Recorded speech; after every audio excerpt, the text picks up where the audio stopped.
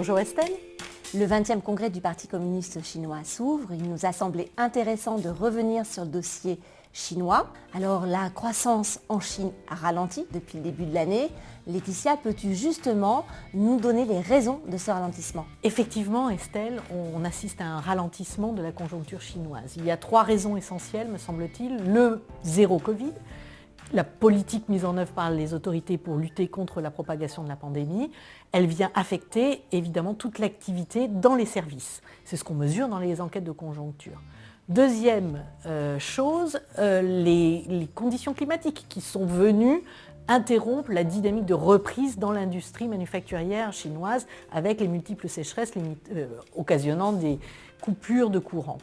Et puis nous avons le secteur de l'immobilier.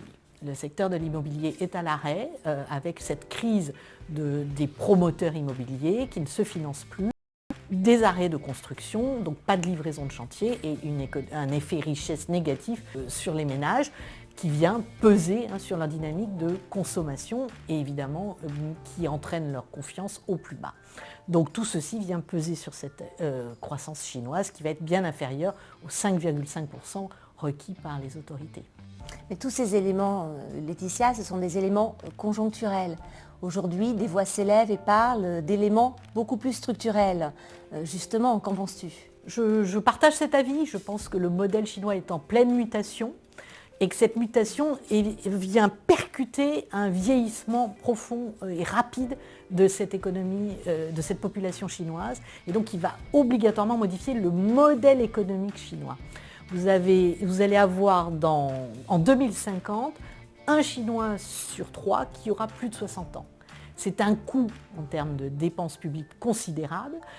C'est une évolution qu'il faut préparer. Or, on l'a vu, et en tout cas pendant cette crise, les autorités chinoises ne sont absolument pas capables de gérer cette protection sociale nécessaire à accompagner le vieillissement. Donc on va avoir une transformation et on va vers moins de croissance puisque le potentiel de croissance sera diminué par le manque de main-d'œuvre, tout bêtement.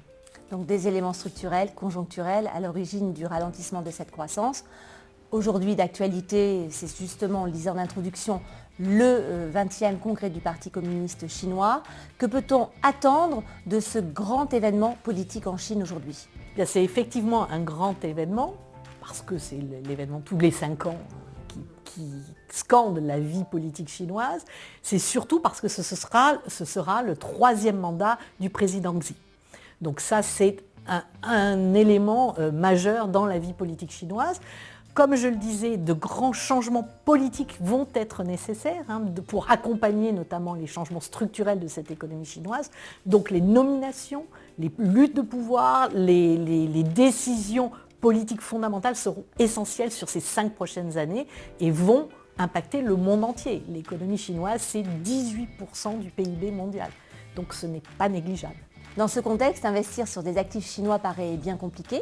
Alors, on peut quand même trouver quelques éléments positifs qui pourraient soutenir cet investissement. Le premier, la politique zéro Covid.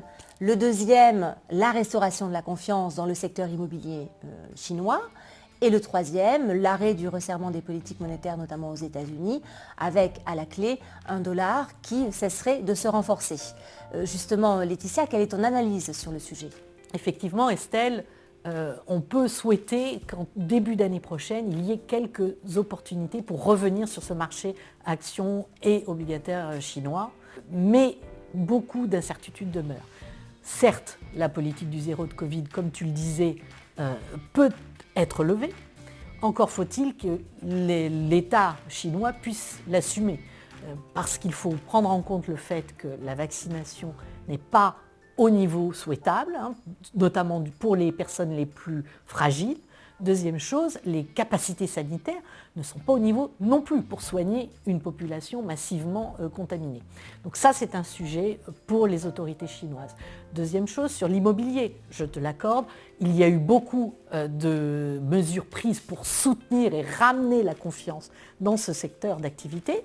Maintenant, on le sait, une crise de l'immobilier, ça prend du temps à se résorber, donc il ne faut pas espérer trop de soutien de ce côté-là. Dernière chose, la politique internationale et la politique monétaire, notamment américaine, qui vient renforcer le dollar.